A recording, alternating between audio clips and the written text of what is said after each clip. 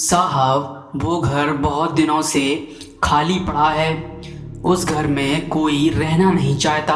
सुना जाता है कि एक औरत ने उस घर में फांसी लगा ली थी और उस घर में उसी की आत्मा का वास है। तुम ये फिजूल की बातें करना बंद करो। आत्मा वात्मा कुछ नहीं होती है।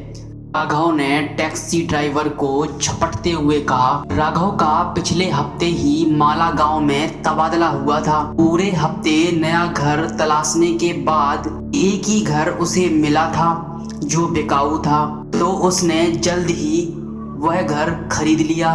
वह अपनी बीबी और 2 बच्चों के साथ उसी घर में शिफ्ट होने जा रहा था। राघव का 9 साल का बेटा साहिल और 8 साल की बेटी डॉली पीछे की सीट पर बैठे ड्राइवर की बातों को ध्यान से सुन रहे थे।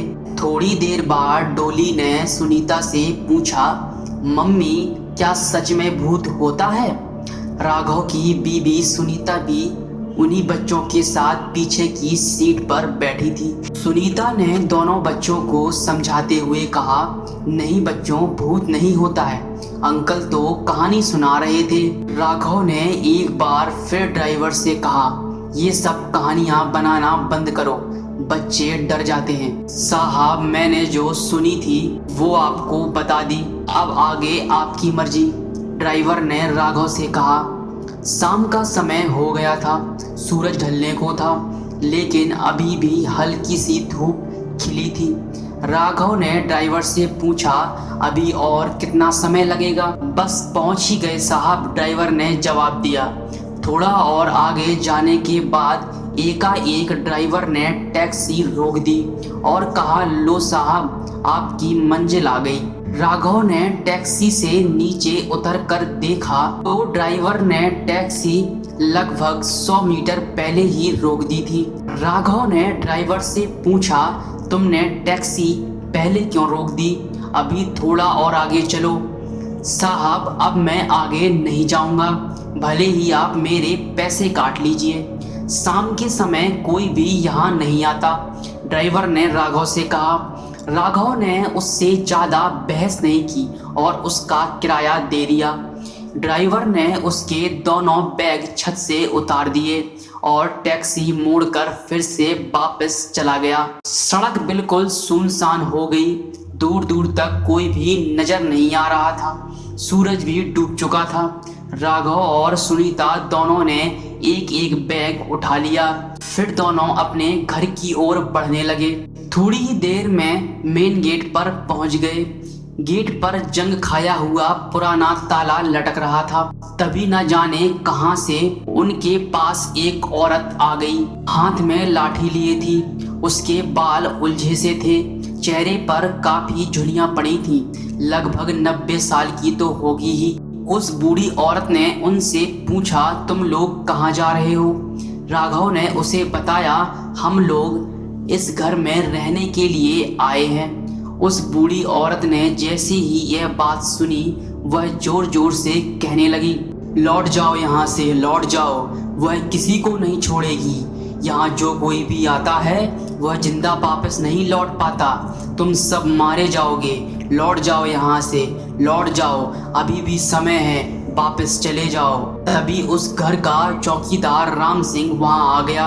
उसने उस बूढ़ी औरत को वहाँ से भगाते हुए कहा, चल बुढ़िया, निकल यहाँ से, कुछ भी बकती रहती है, पागल कहीं की। साहब, आप इसकी बातों पर ध्यान मत दीजिए, यह तो पागल बुढ़िया है, कुछ भी कहती रहती है। आप घर में चलिए। राम सिंह ने जंग लगी सरियों से बने गेट पर लटक रहे ताले को खोलते हुए कहा। दरअसल राम सिंह उस घर की देखभाल करता था और माली का काम भी करता था। राम सिंह ने गेट खोला। घर काफी पुराना लग रहा था। धूल और पत्तों से सारा घर ढका हुआ था। उस घर के आसपास कोई दूसरा घर नहीं था। दूर दूर तक केवल जंगल ही जंगल था। राम सिंह ने दोनों बैग अपने हाथ में उठा लिए और अंदर जाकर घर का दरवाजा खोल दिया। राम सिंह घर में चला गया। पीछे पीछे वे चारों लोग भी अंदर चले गए। घर के अंदर उनकी आवाज गूंज रही थी। सारे घर को मकड़ियों ने अपना घर बना रखा था। राम सिंह ने फिर उनको उनका कमरा दिखा दिया जो कि ऊपर वाले फ्लोर पर था। उसने जैसे ही गेट खोला वैसे ही फुर से 2 कबूतर कमरे के बाहर उड़ गए। सारा सामान बिखरा पड़ा था। पूरे कमरे में धूल की चादर बिछी थी। राम सिंह ने बैग उनके कमरे में रख दिए और उनसे कहा, साहब आप लोग अपना सामान व्यवस्थित तरीके से रख लीजिए, तब तक मैं खाने का इंतज़ाम करता हूँ।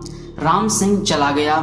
उन्हें पूरे घर को साफ करना था, इसलिए उन्होंने कमरे से शुरुआत की और वे लोग तुरंत ही काम पर लग गए। थोड़ी ही देर में उन्होंने अपने कमरे को साफ कर लिया और सारा सामान व्यवस्थित तरीके से रख लिया। राम सिंह ने खाना लगा दिया था, इसीलिए उसने आवाज लगाई, मालिक नीचे आइए, खाना लगा दिया है। सभी लोग नीचे गए।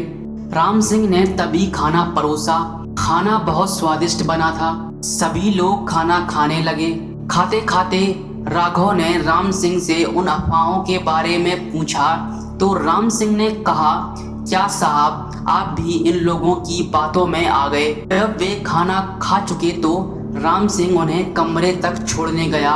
राघव ने देखा कि उसके कमरे के पास एक और भी कमरा था जिस पर बहुत बड़ा ताला लटक रहा था।